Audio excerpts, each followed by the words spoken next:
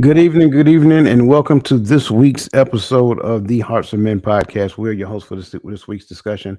I am Dwayne Dwyer, also known as the Mindset Coach, and I am accompanied by my brothers, the Uncle Junior himself, Uncle with the Funk, Mr. Garfield Martin, the son of Timothy, the available man, Mr. Tawame Gaddy, also a poor man's Dr. Phil, the man of many hats, also known as Mr. Roland, not Roland Martin but Roland Walker. Gentlemen, how are you doing this week?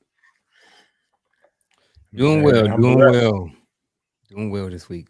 Been on 1,000 all week. I think because I'm officially on spring break now, so um, I get to relax a little bit. Got some things planned, so I'm good, man. I'm ready to get started.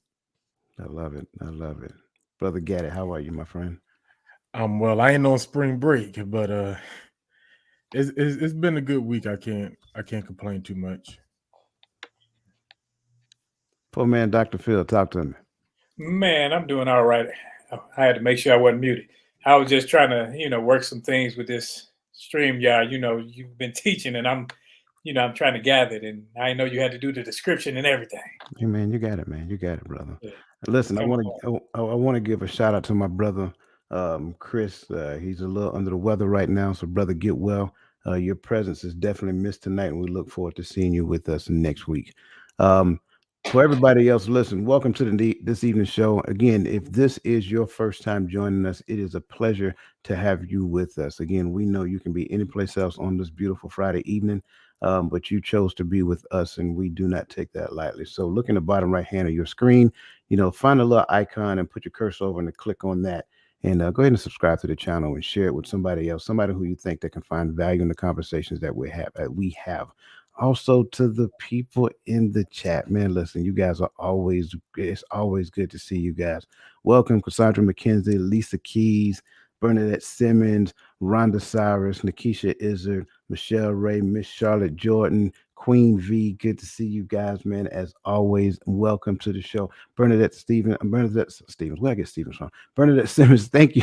Thank you. We greatly appreciate that. And again, shout out to all of our super supporters, man. We value you so much, and you guys add so much to our channel. And again, I want to make sure I shared that we find a way to give it back in one form or another. Just kind of want to put that out there.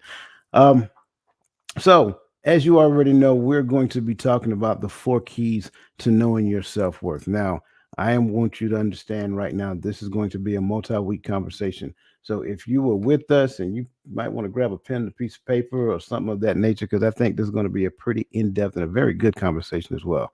So, in this conversation, I want to start off by painting a problem. And if I can, I want to do a little story time. Let's change it up a little. I'm gonna do a little story time. So there was a man named Jack who worked at a large corporation. Jack had always struggled with feelings of self-doubt and insecurity, and he often felt like he didn't belong among his colleagues. He worked hard and tried to impress his bosses, but no matter how much he accomplished, he never felt like he was enough. One day, the company announced a major promotion that Jack had been hoping for. He was thrilled at the opportunity, but he was also terrified. He was worried that if he failed, it would confirm all of his worst fears about himself. As the days went by, Jack began to engage in self sabotaging behaviors. He stayed up late and neglected his health, telling himself that he needed to work harder to prepare for the promotion. He also started to doubt his own abilities and wondered if he was really cut out for the job. Finally, the day of the promotion arrived. Jack went in feeling anxious and unprepared, and he knew that he was setting himself up for failure. When the results were announced, Jack was devastated to learn that he had not gotten a promotion. Now, as you heard that story, I'm sure some of you may have resonated with Jack. I know I can look back over my life, and I remember times feeling like Jack as well. By the end of this conversation, you will be more aware of a more accurate perspective of your self worth and be offered the opportunity to accurately align yourself with that awareness. So, with that being said, gentlemen, as always, we like to start off with a reflective conversation.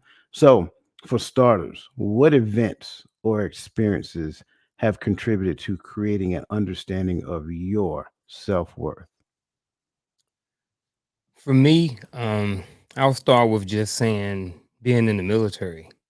being in the military and retiring and doing 20 years, when you grow up in the military, at least for me, when I came in, I wasn't on the path to nowhere. I was just waking up and just being alive. And life was just happening to me. There wasn't too much planning going on. There wasn't too much of nothing. It was wake up and do something, and I think it came with a little bit of not um creating any type of self-worth, because it was just more so you wake up and you do and you do and you do. Don't really necessarily think about yourself, don't necessarily think about this, don't really, like, I never really thought about myself. I thought about my image, you know what I mean, as a soldier, as a non-commissioned officer in the military, but I didn't necessarily really think about my self-worth. It wasn't until I retired and, was in my 40s when I really started to understand really what self-worth was. And then once I started understanding what self-worth was and started looking back and reflecting on my life, I realized that I probably didn't have much. But then going forward, I started understanding and started I don't know, just things just started changing and opening up. But I know this is more so on some of the experiences. So just overall, my experiences in the military and getting out of the military and being able to reflect back on some of my accomplishments that I did help create some of my self-worth that I have now. Now, let me ask this because I'm glad you mentioned it. You mentioned self-image, or you were focused on your image when you was in the military. Can you Mhm. kind of like paint the picture and help us understand what exactly do you mean? Well, in the military, kind of what you were talking about was, that promotion and not being ready for it. Like I wasn't ready for sergeant. I wasn't ready for staff sergeant. I definitely wasn't ready for sergeant first class. But we get promoted on potential. However, I didn't always get looked at every month. We looking at those points trying to get promoted, right? So we're thinking we're good enough, but we don't necessarily know if we're going to be effective enough in our jobs and skills to be able to do it at the next level. However, we get upset when we don't necessarily get it. So at the same time, my image was more so about, like I mentioned before, I was taught some good things and bad things about how to be a non-commissioned officer. I My image was about, I need to dress a certain way, I need to look a certain way, my boots need to be shined a certain way. Back in the day, I'm old school. And then when I came forward, to the new uniform, always clean boots, good headgear, always clean shaved, always presenting a certain presence or image of what the non-commissioned officer is supposed to look like and what the non-commissioned officer is supposed to be.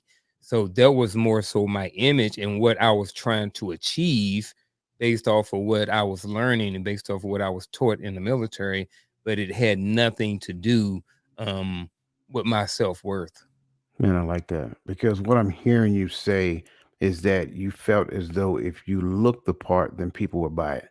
Mhm. Because that was one of the things that I heard, like, a Yeah. lot in the military. If you look like a soldier, then people will buy what you're selling. So if your boots are spit shine, if your uniform is pressed, clean shaven, and you look like you don't eat a whole chicken every night going home when you go home for dinner, then people will believe that you're a soldier, and all you have to do is be that moving forward. So good point. I'm glad you brought that to the table, and I really want to talk about that later. So thank you for that, sir. Tawami or Roland, what you got, brothers? I jump out there. Even there's moments today, right? Because full transparency is what we do on this platform, right? It's still moments today that I struggle because so there's moments I can get caught up looking at where I felt like I should be, and watching other people who are where I thought I should have been or done accomplished what I should have done, and I'm looking at certain things that I'm still struggling to do or to build or to maintain, and and that is a fight for myself. But where my help comes in at is because when I realized, first of all, I'm just gonna jump out there, right? When I realized who I was in the Most High and not in myself or in the eyesight of man or what other people thought I should have been or was supposed to be, but when I realized who I was to the Father, it changed things for me, and in the midst of that understanding, he just continued to echo into my heart. You have I loved among above all the families of the earth. And at first I didn't really understand it, but coming in coming into full understanding of who you are in him, for me, that's where my help comes, because I don't have to worry about how I view myself, or what limits I put on myself, or what markers I put on myself for what age, but knowing that there's a plan that supersedes me, and all I have to do is live within the vision that he has exposed to me at this moment. And I can't live on nobody else. I can only live on what the Father has shown me for me right now, and what he has given me right now. Right now, he's giving me a panel of brothers that I can talk with every week and pour my heart out. And then before and after the show, y'all, I don't, and even though y'all don't do it intentionally, but y'all encourage. Even during the show, y'all encourage, and it helps build me up. He gave us a circle. What we said the other day, you can't choose your relatives, but you can choose your family.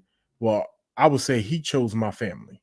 He put me in a circle that helps me understand that when I look at you brothers, man, I look at you brothers like this is the image that I saw 20 years ago when I said I wanted to join the military. This is who I thought I wanted to be, or just as far as how y'all carry yourselves as men, and how y'all, stand on what you stand on and believe what you believe. And for y'all to accept me into y'all circle as a brother and as a friend, to me says, well, even how I see myself, they don't see me. They, the people around you see you better than you see you sometimes. And that sometimes is enough encouragement to say, hey, I may not be what I think I should be, but I ain't doing everything bad. Man, I greatly appreciate that, man, and we value you. Like, you were instant, and I told you that when I first asked you to join. You were instant plug and play, instant value added. So thank you for saying that, and right back at you, brother. We greatly appreciate sharing in conversations with you every week. I mean, again, you just continue to add value. I wanted to say that before we turn the microphone over to the minister over there, because you know what happened when he gets started. But Minister Walker, what you got, sir? Man, as they say, I'm gonna keep it 100. I was a bum, man. I was a bum, but I was a great thespian. I was a great actor. I could act the part. I could dress the part. I looked the part, but I was scared inside. Didn't know how to be a man, but I called myself a man. Didn't know how to be a father. Didn't know how to be a husband, but I would front my way through. And that's what I did. So when it came to being a father, if I was out there like Joe Clark saying, you eat, don't you? I ain't gonna say smoke crack, because that wasn't my babies. But I was that dude where I'm throwing accolades out there because I'm doing military schools. I'm, repelling, and I got stuff on my chest, and I going to school, and I'm doing all these things, but I'm hiding behind all those accolades, not knowing that, man, I don't know the first bit about this job. But I had a NCO told me it ain't about knowing everything. As long as you know somebody knows what you need, you're good. And so I really didn't have any self-worth, any self-value, because I didn't think I brought anything to the table other than being able to act out the part. Like, oh, I can, joke my way through, or I can PT. I was good. I was good with the physical parts and all that other stuff. But when it came to the actual putting the rubber to the road, it's like, I was scared to jump out there. So it took me a while to actually have a sense of self-worth that would sustain me, because what I had before to so-called sustain me were just mere accolades and being able to act the part. Man, so you know what? This is why I don't like you going before me, because I mean, your response was like 93% of what I was actually thinking. Like for me, it's exactly what he just said. Like I had no idea what I was doing. I had no idea whether I was good at what I was doing. I just felt like going back to what Garfield said. If I looked the part, then someone would actually believe that I knew what I was doing. So it kind of goes back, and you guys know it. You got to have the latest of this and the latest of that. Be have on the, as we would call today, the finest linens and the threads and whatever that looks like. All because we wanted to present an image that said value. We had no idea what our value was, and we surely didn't know what our worth was. But at the end of the day, what I seen other people do, I look at what they received in response, and I say, you know what, I'm gonna do that too. So I'm gonna try to make sure I dress well. I'm gonna make sure I smell good, and have a haircut and all that other great stuff. And then hopefully I can garnish the same type of respect that they get. And so that's what I did. That's what I learned. I had no idea how to, like you said, Roland, had no idea what manhood looked like, had no idea what a father was, had no idea what being married was. It was just like, okay, shoot, we're just gonna jump off this cliff and just figure it out en route, and then crash and burn at the bottom, and then hey, I'm gonna climb back up to the top and do it again. And that's really what it was. Like I had no idea. So when you start talking about events or experiences, there were several that contributed to creating an understanding of what I perceived my self-worth at the time. Again, I think somebody kind of mentioned some of that in the chat. Cassandra said life experiences. I agree. The life experiences that happened, I kind of talked about it before. Being, brought up in a certain area, being dark skinned. Wesley Snipes hadn't hit the scene yet, so we weren't popular. I'm just being honest. So that was part of it. And anybody who knows me, anybody who I've shared conversation with, I would say I used to have low self-esteem when I was young, simply because like a lot of the things that happen, I used to get picked at a lot, whatever. And it made me resilient, it made me have thick skin, but nonetheless, up under, I'm a scared little boy, not even understanding how to manage these feelings that I have. Don't want to lash out at people because I don't want to be the little angry black man, a little angry black boy, right? I don't want to bring in shame or drama to my mama because at the end of the day, I got to deal with her if I bring drama home. So it's like all of these things factor in. And then when you start talking about relationships, oh my goodness, again, had no idea what a relationship was. So we walk around talking about, do you like me? Check yes or no. Sure, everybody did that, right? You're getting into something that you had no blueprint on how to work effectively. So when we start looking at these things, man, it's just so many different experiences that we can talk about, so many different things that created an outcome or a less desirable outcome. And then it's like, what do we do after that, right? So man, I greatly appreciate you guys adding all of that. And I want to make sure I'm honoring everybody. Let me back up and speak to some people because there was some people who came in. First and foremost, Lisa Keys, thank you so much again. One of our super supporters, and we value you. And again, thank you.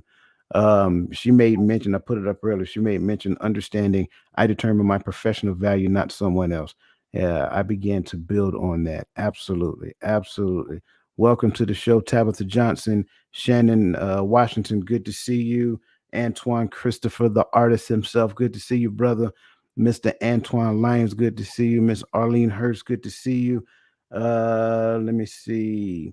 Lisa Key says life happened. I agree.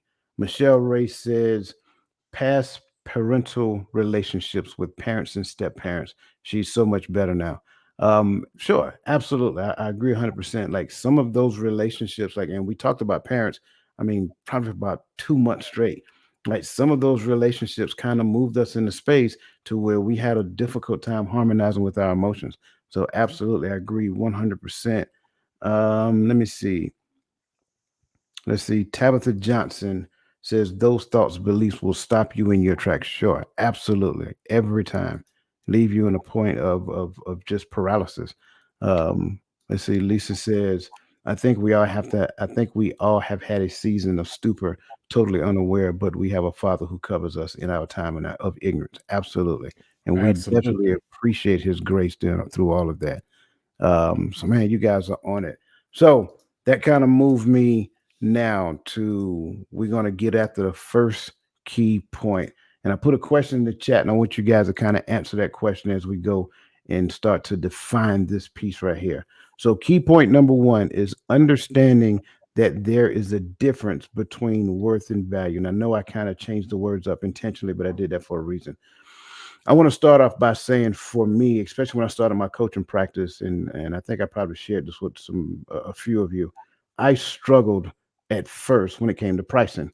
And Garfield, I don't know if you had to deal with this as well, but I struggled with pricing because at one point in time I was thinking to myself like, well, I don't want to make it too much because then people won't buy into it, or that's too much for them. They got bills they got to pay. So I'm coming up with all different types of excuses, but still yet to set a price. And then I went to a conference and we asked one of our mentors, because it was other people who had that question as well. So what do we charge for this? And what do we charge for that? What do we charge for this? And I kid you not, his response was, it doesn't matter. So it's like, that's not helping us. Like, we need an answer. Like, what do we charge for this? Doesn't matter. So he went around the room. He started asking people, like, what are you charging? And they gave a number. What are you charging? And they gave a number. What are you charging? And they gave a number. And as I'm listening to these people give their numbers, what I realized is that I was putting myself on the clearance rack and then telling people that financing was available. So I was putting myself on the clearance rack and allowing other people to put me on layaway at the same time, simply because I did not know what value that I was bringing to the table with the things that I have. So, that being said, gentlemen, understanding the difference between worth and value, how can we distinguish between our inherent worth as human beings and the external values and standards that we use to judge ourselves and others? How can we distinguish between our inherent worth? I forgot to tell you guys, this is Hard Question Friday. Yeah, this is a deep one, definitely. I think that when it comes to self-worth and value to me, I'm just gonna go off the dome. Value would be monetary value. No, value is not the monetary part. Worth would be the monetary part, but value is what something inherently. What does it mean to you to have this? Like, I think that now I can say I bring value because I'm not just a pretty face, not just a big brain. I'm not just these things. I gotta. Hey, if I don't do it, We know. say a dog, they won't wag his own tail, right? We know. But when it comes to the worth part, like you said, people. My friend went down to Houston last weekend and had her little pop-up shop, and people didn't want to pay the price that she had set for her items. They came, they were trying to, as you said, put you on the clearance rack, and they wanted a deal. She had already set the value because she understood the time and everything that she put in with her product. But to them, it wasn't worth it because, one, they hadn't experienced it yet. But so they wanted something for nothing. Their value for it was minimal because of the lack of experience with said item. So I think that when we look at worth versus value, you set your value out there and also your worth, because it may not be worth a dime to somebody, but it may be worth millions to another. That's why you have to continue to stay in your realm, stay in your domain, and don't let anybody lessen your value to say, well, this is all it's worth to me. Now, if that's what they can afford, that's a difference. But if they just want to lowball you, that's a totally different thing. And I think too many of us in our culture are getting lowballed when we provide services of value, services that make meaning and change lives. I like it. Man, this is Hard Question Friday. I'm still trying to break it down. I'm going to start off with, what Roland was starting with. And, I don't know if I'm different or same or we're, but when I'm looking at worth, I'm thinking more of a monetary, something that we can not necessarily touch, but, like if I'm saying something is worth, like those shoes are worth, Nikes are worth, $100 and Bobos are worth $10, right? But the value I had all my talking points and I was thinking about it now, and I'm getting mixed up right there with the difference between the worth and the value. And I think because I was trying to use an analogy when I should just let me leave it straight. So I think your worth is more so something you can put money on, and your value is kind of what you bring to the table. You know what I mean? So I may be worth $100,000, but what value am I adding to someone, or what my value has nothing to do with how much money that I have, if that makes sense, at least to me. I'm trying to separate the two because I think that they're not, I think that they can be similar, but I think it depends on how you use them, that they could be differently. I think that they have some similarities, but I think that they're different. And I don't know, maybe for me, I might need to take a step back and kind of understand or get a really good understanding of the difference between worth and value, and maybe set that baseline before I continue on. So um, I'm gonna pause right now. You gotta take your time, brother. Brother Gaddy, what you got? Man, I don't know why you did this to us today. Whew. See, so I keep thinking about, what is it, 1 Corinthians 6:20, and I have to go there because when I hear the word worth, I always think about, for you were brought with a price. Therefore glorify Elohim in your body and in your spirit, which are his. And so for me, understanding the difference between my worth and my value, right?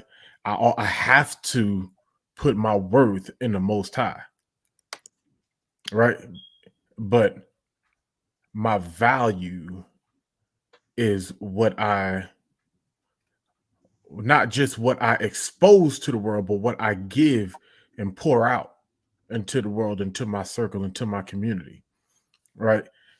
Because even, let's say the smartest man in the world has knowledge that is probably worth something, but it has no value if he hoards it. So, so that's how I'm viewing this.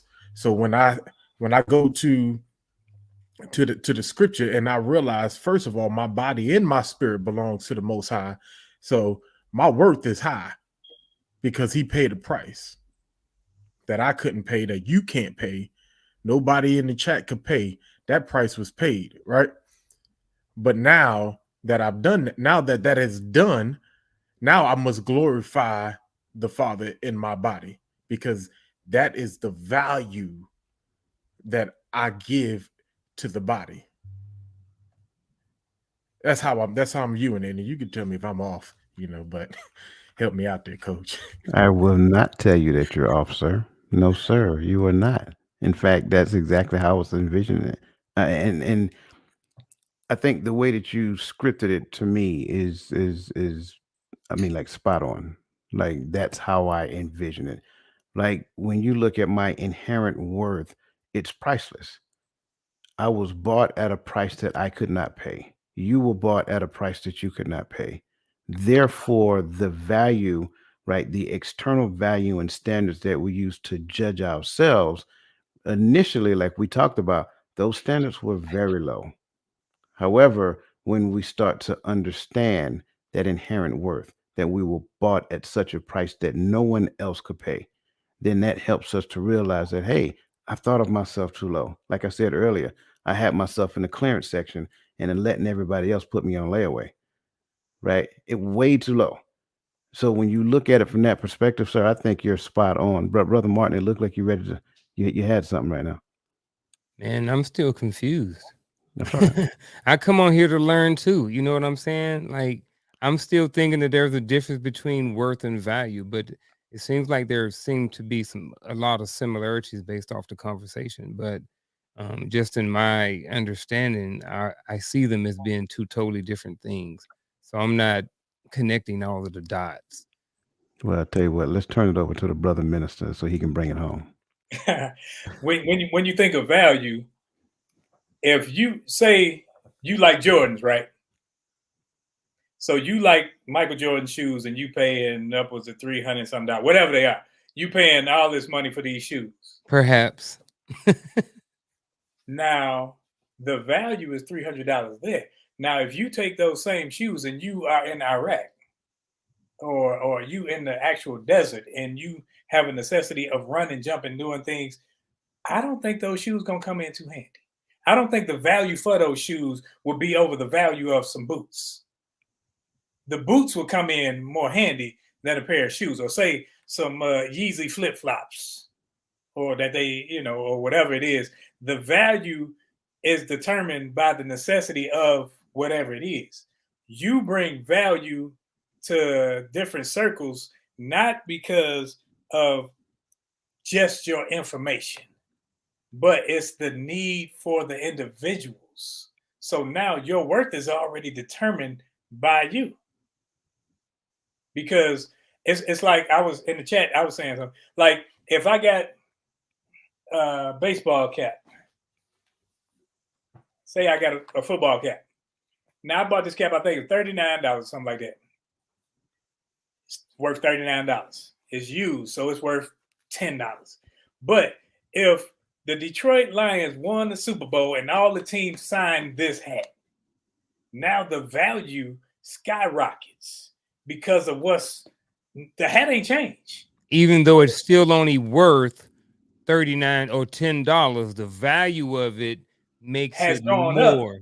Okay. Because of the importance of it, because of the names on it, because of what's in it. You have value because of what's in you. You have value because of you've been to school. You have value because of your experiences. You have value. So you continue to add value to yourself. So when somebody say, like Coach was saying, how much it costs for you to speak at this engagement, we try to say, okay, we go in the low ball here because we don't want to get turned down.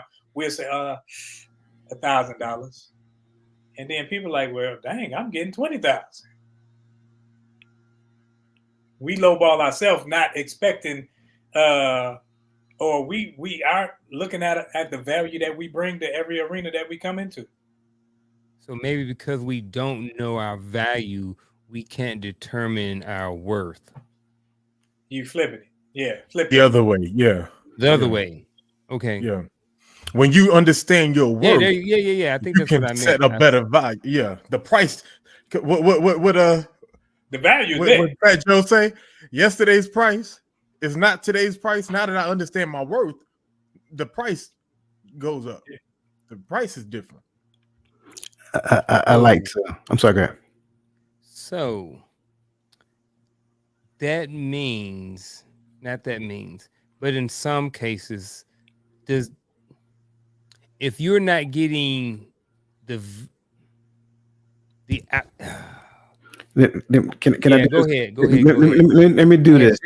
Thoughts. No, you get, because I don't believe that you're the only person that has it mixed up as well. So I want to kind of put this out there. So you own a house, right? They asked you for a certain price for that house. So in their mind, this house is worth this. Now, did you pay what they asked for?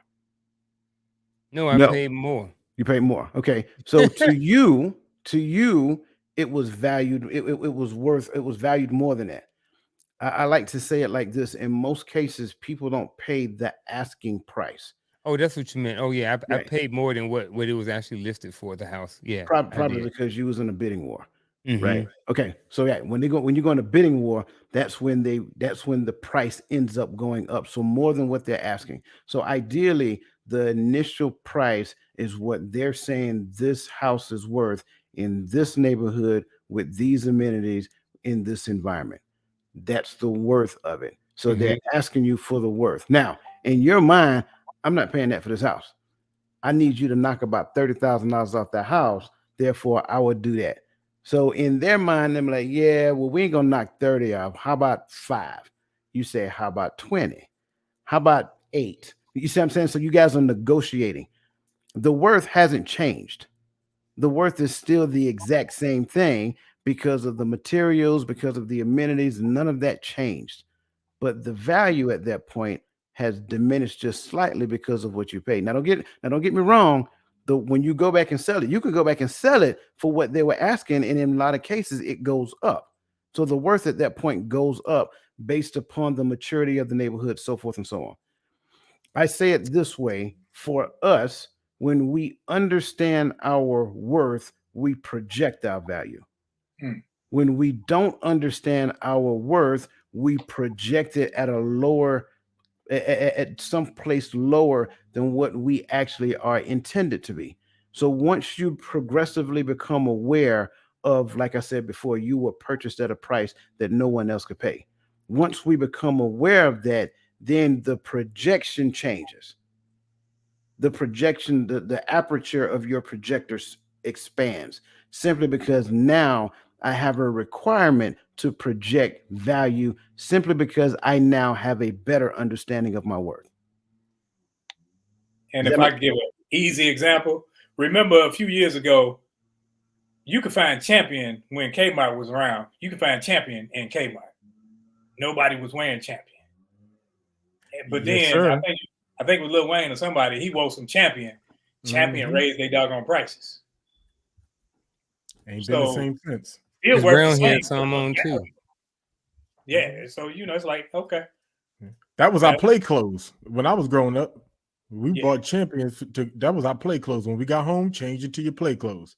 Kids don't have that nowadays, but that's even another example. That's because these clothes that my mama bought for us to go to school, the price was higher than Champions, so we couldn't wear those. And now prices have changed, so before people judge me, you couldn't wear that $10 shirt outside to go play. You better go get that $2.99 clearance rack shirt, that Champs shirt.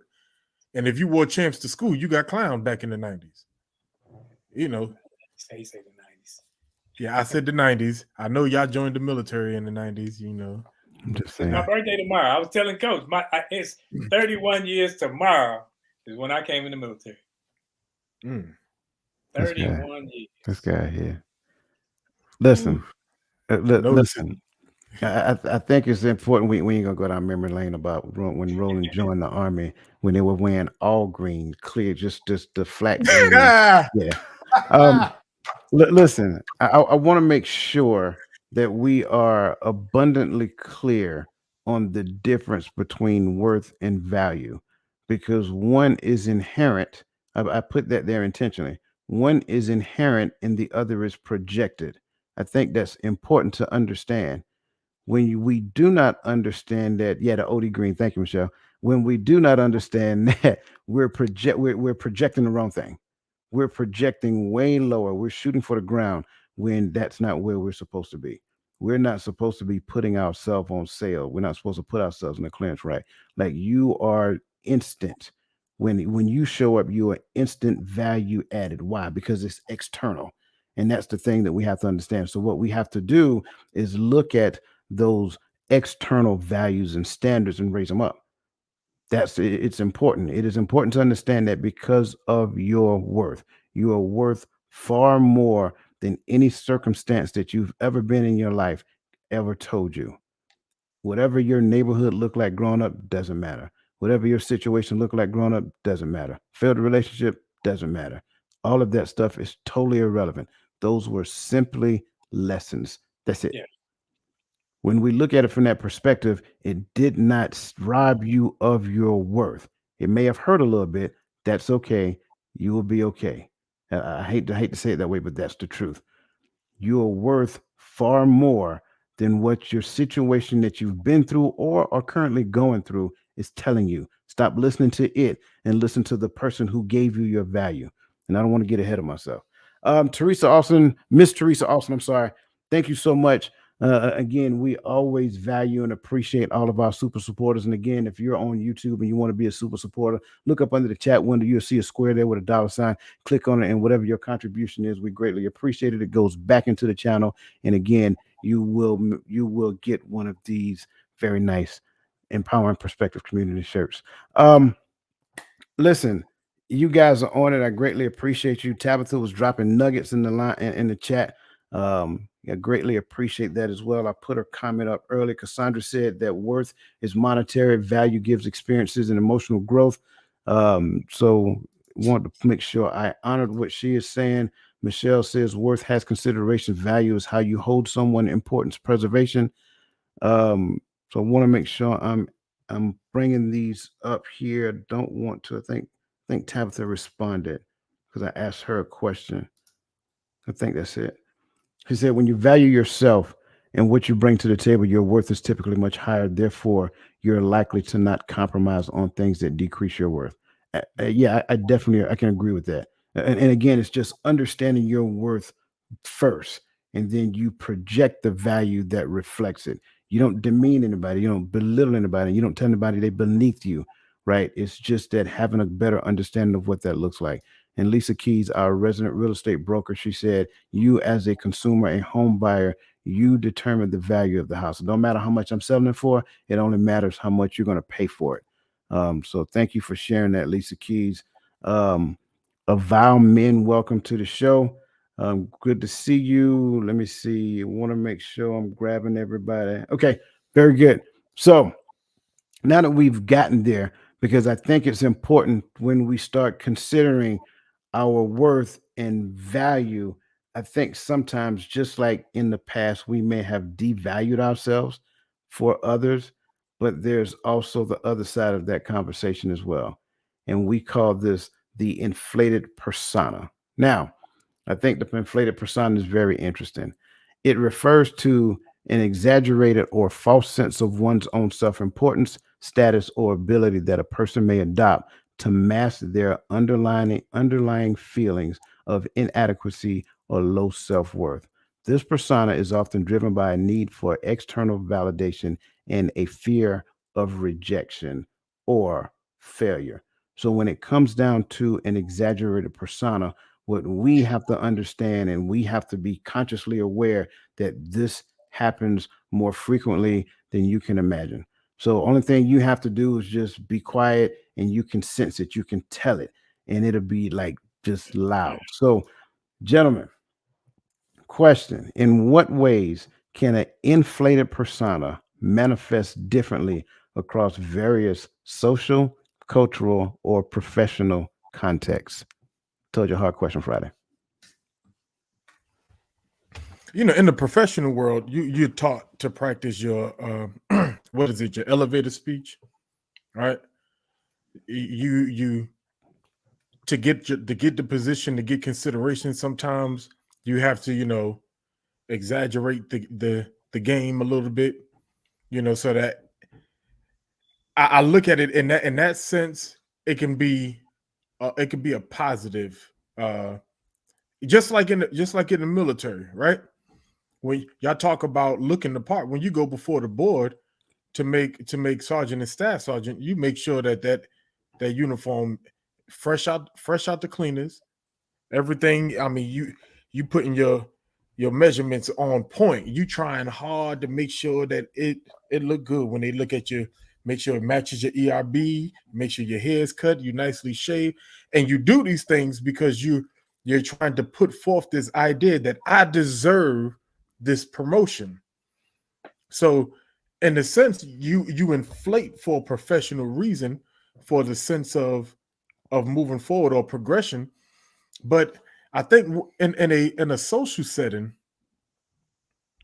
it can become more overwhelming, and it becomes it turns into a situation where people don't like to be around you because they don't want to hear you boast. So if every time I talk to you, all I hear you do is telling me about everything that's great in your life, or how you so great, or what you used to do, how good you was at this, or you know those guys. Every time, like, man, we went out and played ball the other day, and such balled out. Well, when I was younger, I used to. Well, I don't care what you used to do. That's not the conversation, and so that becomes overwhelming and makes you hard to be around in the social setting, and that's something that we have to be conscious of. So I think it has its balance depending on where and how you're using it, right? Like you talked about earlier, setting your price for a public speaking engagement. If I'm gonna set my price at 10,000, I gotta at least show something worth that $10,000. Just like when you post your YouTube video, you showing the highlights. Now, when you go watch the video, every part of that video ain't as inflated as the clips that you showed in your advertisement, but it has its place. I'll say that. Now, we live in a culture, we have a culture where we follow stars. And most of the stars that we like to follow have overinflated egos, whether it be Kanye, whether it be Terrell Owens, Chad Ochocinco. They knew that we would get more publicity if we did the rah, rah, rah stuff. Our game is tight, but if we add a little extra flair, think about it. Patrick Beverley is not even a top 50 guard to me. But Patrick Beverley does a lot of this, and he is braggadocious and doing all that, to LeBron, like, come on, he's too small. He's doing all those things. And what he does is he brings attention to himself. And so when you bring attention to yourself in that genre of profession, you will get people to say, hey, we're going to pay him, because people will pay. How can I say this without being people will pay us to act like fools. So a lot of times people will pay you because you're going to take away the positive images of us.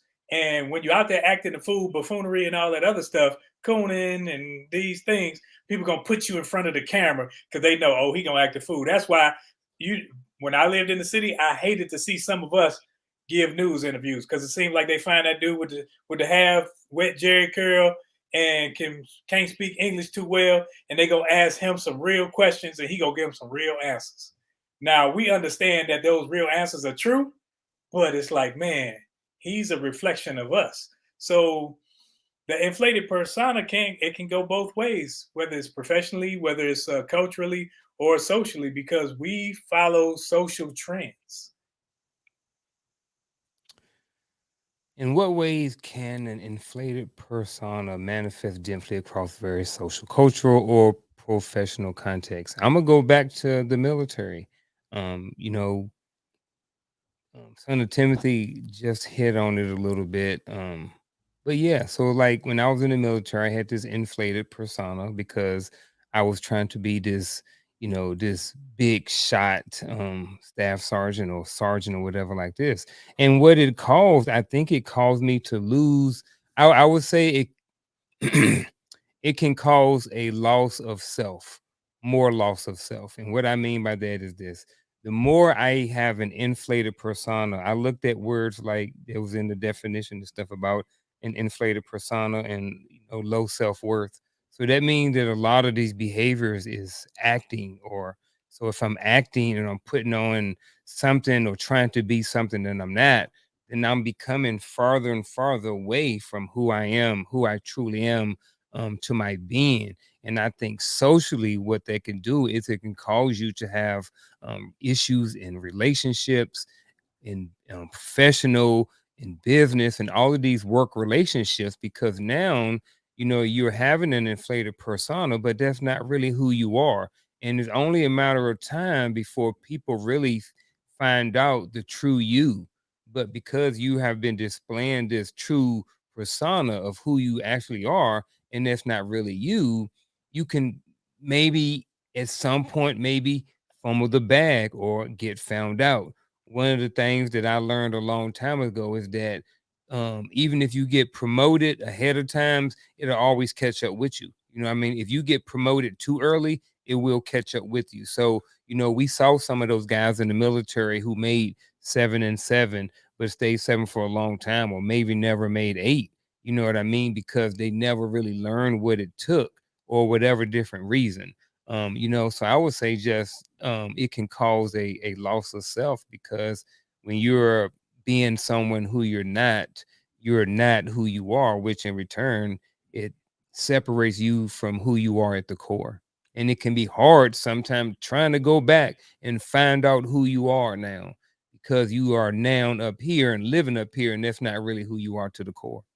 Man, I love it. You guys are all over this one. I mean, I agree with everything that you guys are saying.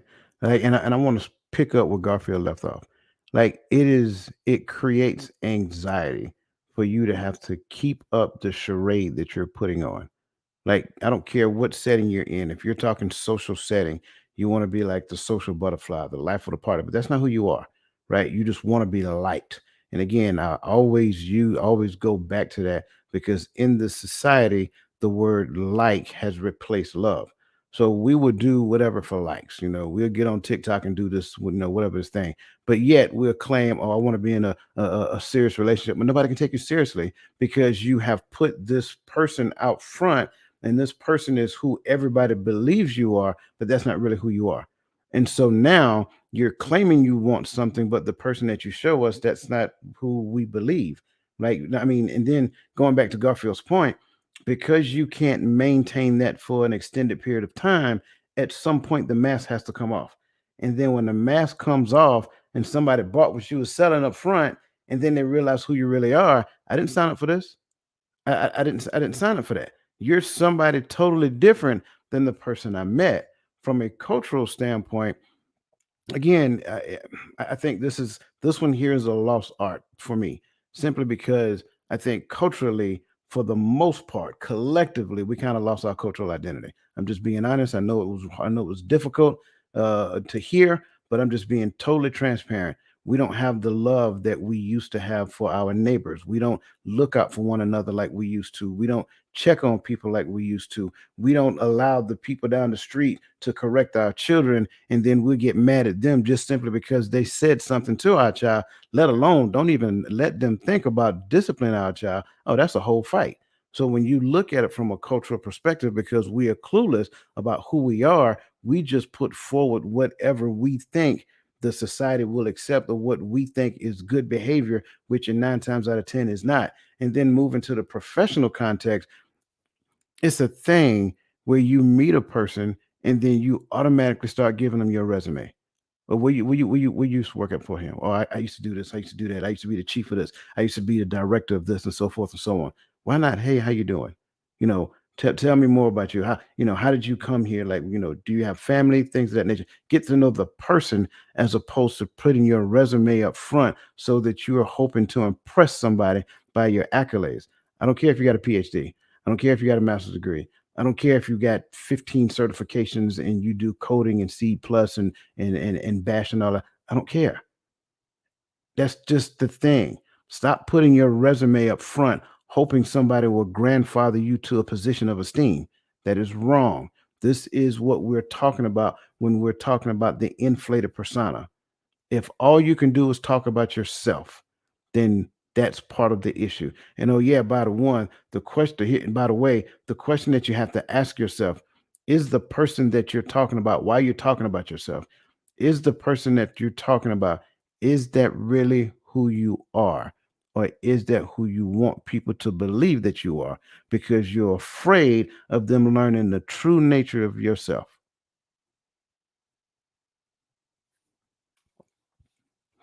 So the inflated persona can be a very interesting thing. Take the mask off, reveal yourself, learn how to become vulnerable, right? It's okay. Everybody does not have to put you up on a pedestal. Stop seeking to be on the pedestal, right? Just like I said before, in prior to when we don't understand our self-worth, we put it all the way on the floor and just let people just, walk all over, do whatever because we don't understand our worth. But then on the other side of that coin, when we don't understand our worth, then we'll say, oh, well, I want you to value me at this point. So I'm going to go out here and do this. And I'm going to go do this. And I'm going to go do this. That way, now I have something to tell them so they can be impressed. I'm pressed by me. Yes, you're pressed. That's what it is. You're pressed. So we need to cut that out. And I'm sorry to kind of go on that rant. It sounded like a rant, but at the end of the day, this Rip is it. this is terrible. But Lisa Keys made a valid point, right? She said the mindset is a virus, and our resume is not indicative of true character. And this is why when people get to really know you, they don't like you like they did when they first met you, because you're not that. Even if that inflated persona gets you friends, it'll also lose you friends once they find out that you ain't worth nothing. that you messy, that you stab them in the back, you talk about them as soon as you turn around to their friends. It's not. It doesn't really show us who we truly are, and I think a lot of us were taught not to really be who we truly are when we meet people. Well, society has changed where we have a lot of clickbait conversations. And you see that with people like Charleston White. And Charleston White, in the interview, he said that he was doing an interview and it was a positive interview and the information was good, but he knew nobody was going to watch that. So at the end of the interview, he pulled the gun and he started acting the fool, acting like he was going to shoot somebody and all this other stuff. And he said, more people watch that part of the interview than the whole 10 times over than the whole interview, because people want to see stuff like that. And that's why he does a lot of that stuff for shock value or for clickbait, to gather attention, because we want to see the drama. We want to see the basketball wives fight. We don't want to see them get along. We want to see these people arguing and fussing, and you ain't going out there to see, oh, it's a love story and it's nice. That's cool. When somebody gonna snatch somebody's wig off? Because we want to see the drama. Mary said no more, but yeah, we want more. Matter of fact, think about Mary J. Blige. We like Mary when she going through. That's when she made her best music. No, absolutely. No, I don't like Mary. Well, you don't like no Mary. More pain. Are we serious? Are we serious right now?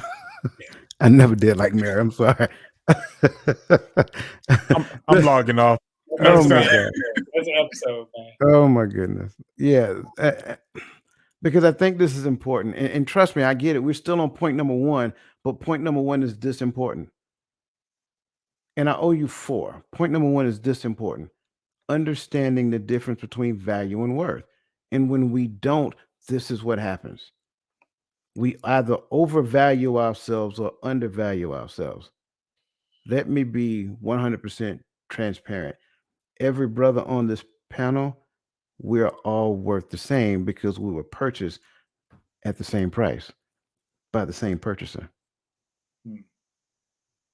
I want to make sure I'm saying that. So why does it make sense that I want Garfield to lift me up above him? No.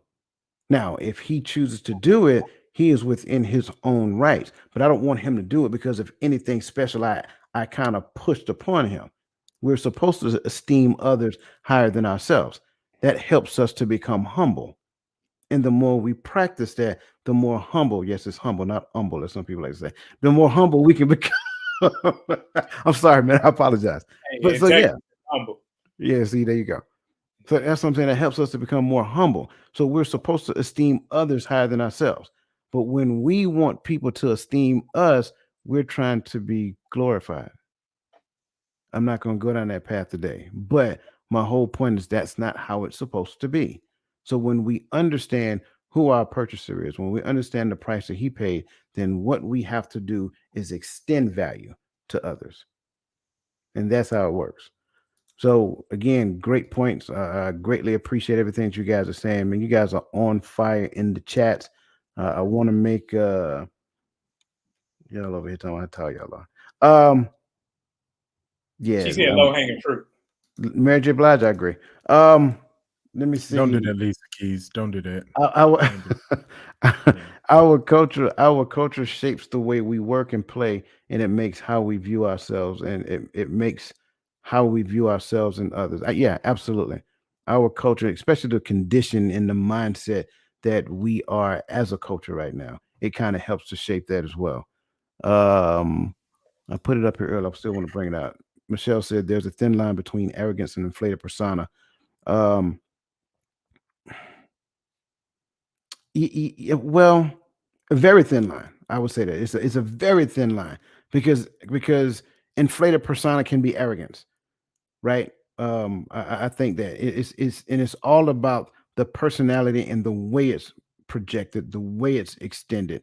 But there are also subtle approaches as well. People can subtly want others to value them and lift them up and so forth and so on. And to Mr. Gaddy's point, man, I definitely like this. This is a tweetable moment right here. So for you guys, the mindset is a virus.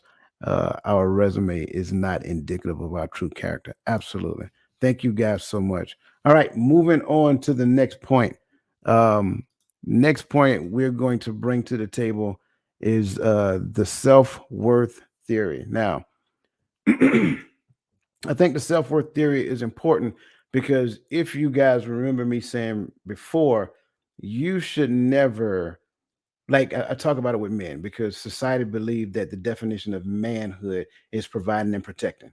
Like if you ask most people like what do men do, they provide and protect. And we have said before that men get judged on what they do. And so that's what the self-worth theory is all about. I want to make sure that I'm crystal clear when I say that. That's the self-worth theory. That is not who you are. That's why I keep saying stop allowing people to place your identity into the things that you do. You are not the things that you do. You're not a you're let me put it like this. I always like to ask people questions. Like if I was to ask you right now to describe yourself to me in one sentence or less, most people start off with their profession. Wrong. That's not who you are. That's what you do. You're not a doctor. You're not a lawyer. You're not a whatever it is you do. Yeah, that's what you do. Who you are is far more amazing than that. So when we look at the self-worth theory, it posits that an individual's main priority in life is to find self-acceptance, and that self-acceptance is often found through achievement. So what we do is we run ourselves crazy just trying to achieve. I need to achieve this. I need to achieve this. Kind of goes back to the concept of what we was just talking about, inflated persona. You're trying to achieve because you want to be accepted. That's what the self-worth theory is. Therefore, there are four elements to the self-worth theory. First and foremost, it says, huh? Oh, first and foremost, it says it like this: ability equals performance, which equals self worth. So, in other words, your ability equals self worth. Think of a basketball player. A professional basketball player, his self worth is found in his ability to play basketball until he matures or he or she matures, and then they create a persona for themselves outside of basketball itself. The other side of it is effort equals performance, which equals self worth. Therefore, effort equals self worth. So this person will be a overachiever through the idea of working hard. So they'll work hard, they'll work long, and all that other great stuff. Therefore, their ability to work and obtain and achieve things based upon effort and work that equates to their worth. This is where men have been placed for years. Provide and protect. Provide and protect. Why? Because based upon what you do, that equals the worth that you have to the family. It's not true. So, that being said, question: what role do societal and cultural influences play in shaping our sense of self worth? I think it's easy to look at what goes on social media, what goes on in the world, and then start comparing. And I think sometimes when we start comparing, we start to look at ourselves as look at what we're worth. And I think sometimes that's where the deserved mindset comes in. You know, I deserve this and I deserve that. You know, I deserve a Mercedes, but I work in McDonald's part time, 15 hours a week, and the rest of the time I play Xbox. Well, not necessarily, So I think some of the things that it causes just when you look at society in the general, um, and you start to compare, or you start to look, you think that this is what my worth looks like. This is what I'm supposed to be. This is what I'm supposed to look like. This is what I'm supposed to do. And I think sometimes if you spend too much time in that, it can create a false sense of self-worth. You know what I mean? Because you're not necessarily, here I go again, back. You're not being true to yourself. And it's because you're listening to or paying attention to maybe the wrong things or the wrong influences and stuff like this. It could also be a good thing. You know what I mean? If you surround yourself with good information and good cultural influences and different things like that, you know what I mean? It can create a positive sense of self-worth just like that. If You know, if you're a child, you're growing up, you spend a lot of time at family reunions, you spend time with grandma and auntie and uncle, and they're imparting, you know, a lot of cultural things in you that's positive and it can help you be great when you grow up. I think that, you know, those can create a great sense of overall self-worth, just if, you know, the influences are positive. So I think it can have a positive and negative effect, depending on which side of the fence you want to play on. You know, I'm gonna talk about, you know, cultural influence. You know, at least for the 90s and the 2000s, she was one of the greatest influence in the cultures, right? You remember when Mary J. Blige had everybody crying at "I'm Going Down"? I'm going down, a number Not one me, I song, right? wasn't crying. You know, well, she had the women crying, let me say, you know, saying "I'm going down." And then Waiting to Exhale came out, and then she turned around and said, "I'm not gonna cry." Now women got empowered to not cry over no man because she had another number one song that year too, because of the greatness of her influence in the community, because she's a great artist, right? So I think that our culture influence. Coach, you ain't gotta look at me like that. I'm just saying. But it's funny, and I did that on purpose to be petty to Lisa and Coach, because they're hating on Mary J. But the reality is, when it comes to our cultural influences, I think sometimes we have to be careful, because just like Mary J had y'all change from emotions one year to the next year of how you react to a man walking out on you or cheating on you. That's how we allow these influences to influence our entire life. We let people someone to write a song, and now that's the new chant for the culture. We run in the streets saying what somebody else say. You got jokers all over the place because Kevin Hart said, "Take the wheel, Jesus." Now everybody else think that's so spiritual. It's become the titles of everybody's sermon for the next 10 years. Like, all right, you're right, Jesus, take the wheel. I get it. You know, you get a little more creative, but we even allow them to influence what we do in our quote unquote spiritual or religious settings. So at some point, we have to. That's when it goes back to understanding your self-worth. You have to understand your own self-worth.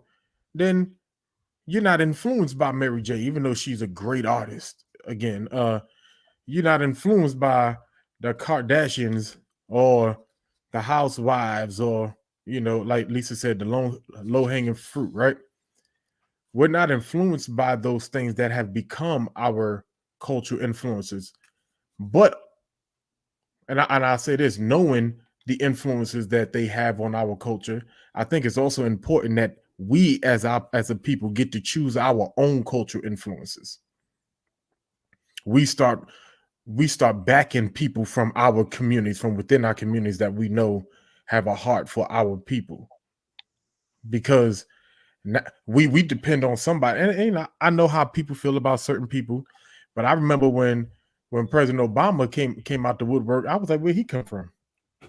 I ain't seen this man on one interview in my life. I had to go YouTube him. But he was raised up out of nowhere, and he became everybody's hero, but we knew nothing about him because we didn't lift him up. But I'll leave that alone. I don't want to hurt nobody's feelings on that one. Yeah, I don't know about the weed part because I followed politics back then. So even in Chicago and stuff, Illinois, you know, I knew about Senator Obama. But we have done a terrible job of becoming our children's role models. So we've allowed the TV, we've allowed social media, we've allowed all these forums to make an imprint in our children's minds to where they look to them for status. So, like Chris said, so now I got to have a Bentley. So I'm tripping if I don't get a Bentley. I'm tripping if I don't have the newest this. Like, first, you got to get some work ethic and then some work. You got to get something going for yourself. And it's a terrible way to grow up. when you got to look to somebody who can edit something, who can make it to where, oh, I can make this a good one. I'm going to take out all the bad parts. I'm going to take out all the bloopers. And you will think that I'm perfect. You will think that I'm actually living this life. And until I'm exposed, you will think I'm, to catch me out. So we need to go back to actually training and teaching and living before our children in such a way that they can look to us and say, man, my dad is my role model. My mother's my role model. My uncles, I saw how they treated people in the community, not just on TV, but in the community, how they reacted to people. They weren't just nasty to people just because. They were protectors, providers, and all these things. And we need to learn that it's not about everything. Everything you see ain't gold. Everything shining ain't silver or gold. So we need to sit up there and evaluate who we follow. Follow them home. That's what I was always told. Follow people home so you know how they actually treat the people, not how they treat people when they got a camera roll. Yeah, I agree with that.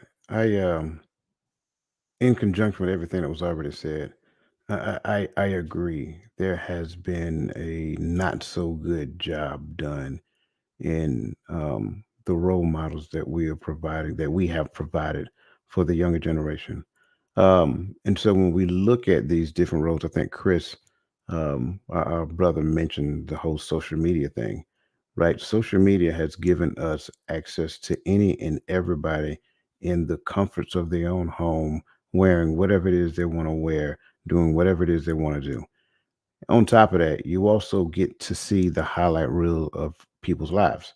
So when you start looking at those things and you compare yourself to those highlight reels, it only makes sense that there at points in time you can experience some type of anxiety.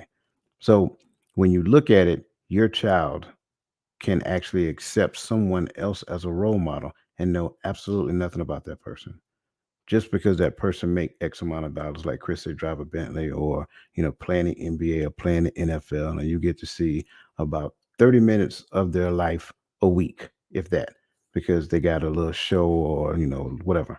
And so, yeah, I want to do that. I want to have this. I want to have that. But again, it's just the same thing when we talk about the self-worth theory because in their mind they're looking at what somebody else is doing and they say I want to do that so I can have that, and if I can have that then people will like me, people will accept me, people will love me, whatever.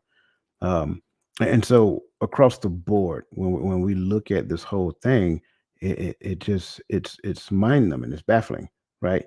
Like, I know for me, when I was younger, there was only a few people, within my family that I really spent a lot of time with, looked up to, watch how they moved, watch how they did this.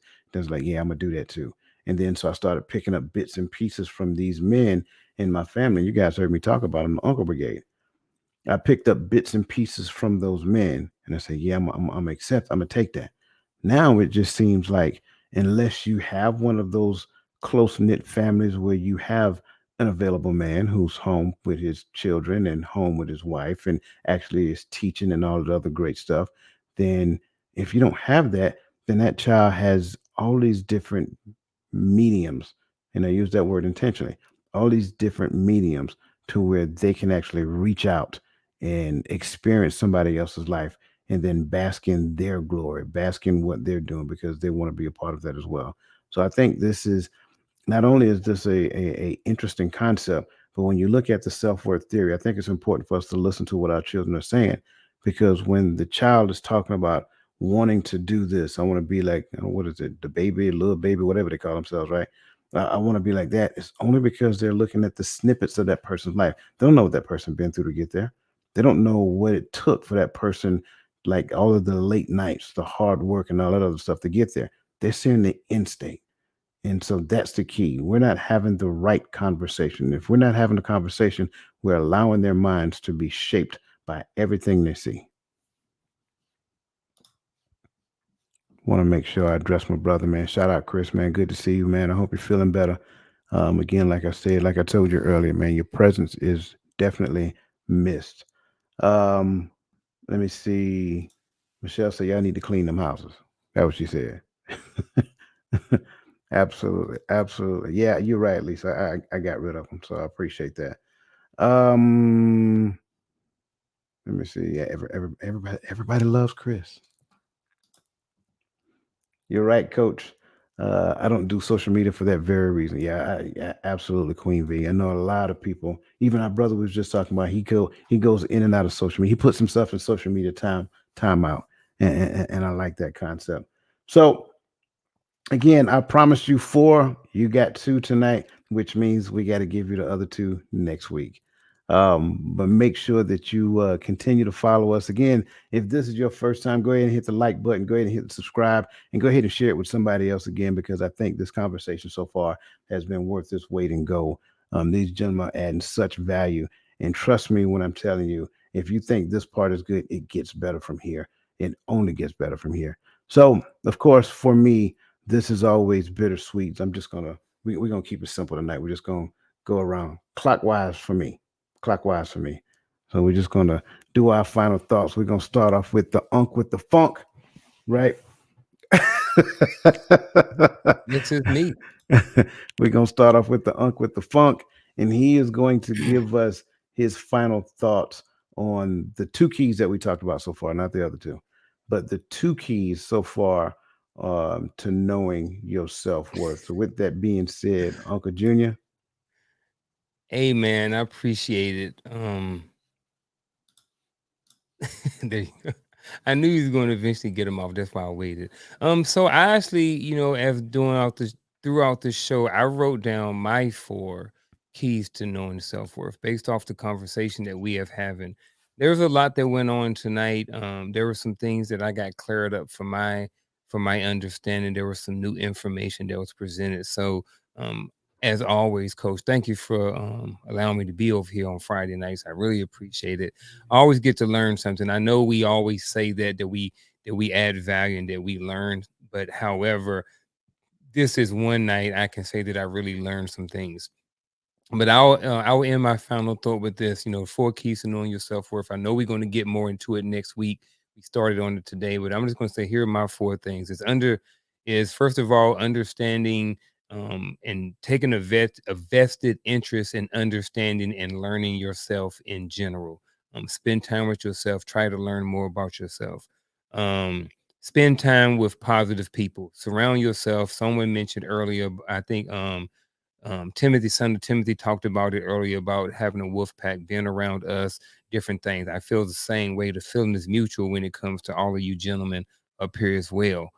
So spend time with positive people. Number three is understanding that you're not perfect. So we have to embrace that.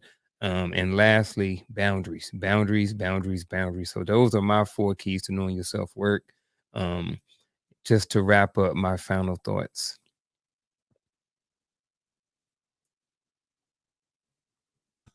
You I'm muted, here. bro. I see. It seemed like it went fast, and I didn't get the introduction that he got. He got a new nickname and everything, and you was like my man on WKRP in Cincinnati, the DJ. But no, four keys to knowing your self worth. I think when it comes to knowing your self worth, first and foremost, know where you can add value to any and every situation, and don't belittle yourself, even if you don't have the same book knowledge or same street knowledge or same knowledge of whatever said materials may be. You can do your research and your due diligence to elevate your thinking in a way that it adds value to any and all situations. That's where I think we go wrong. We don't elevate ourselves enough, and we're too quick to downplay who we are and what we actually bring to the table. Well, I'm just this. Oh, my little part. I'm just bringing my little piece. No, your little piece means a lot. So when you can uplift yourself even before the conversation or before the encounter, that adds value. And outside of adding that type of value with the knowledge base, have just that knowledge of self and who you are. Because when you're talking about, when we're looking at bringing whatever it is, whether it's a conversation, whether it's a talk or whatever, to someone else, or just information, not just knowing the information, be able to articulate it in a fashion that they can get it. Sure, you can say it, you can tell it to you're blue in the face, but can they understand exactly what you're saying? What you're putting out, will they get it? Because there are variations of communication gaps when it comes to generations. So if we're talking to a younger generations and you talking about, yeah, that's hip, that's cool, and all this other stuff, they aren't going to get it. So be able to walk in any room and not just be a chameleon, but be able to communicate where people can understand you and you can understand those individuals. And that will definitely add value to your self-worth. Whew, these brothers said a lot. This was definitely a great show for me. It was definitely a privilege to be a part of this discussion because there's so much untapped information that I think some of us couldn't get out today because it's full of nuggets, right? It's full of good information. And here's why. Because we live as a people, the only people that I know on the face of this earth that collectively don't have an identity. And so we get drugged to and fro, jumping from here, jumping here, letting anybody influence us, anybody tell us this. See, people who know where they come from, there's some things you can't get them to do because they know that that's not what we do. But do we know what we do? Do we know who we are? Do we know whose we are? And so we have to first be able to come together and study and do some research and bring things to the forefront so that, we can dig into it. And here's the thing. I can't make the decision on who I say we are. You can't make the decision on who we say we are. But can we come together and have these conversations? Because it's not just good enough no more to be Black. Because, and I don't mean to steal from Mr. Kanye, like we brought up earlier, but we aren't the ones defining what Black is or what Black look like.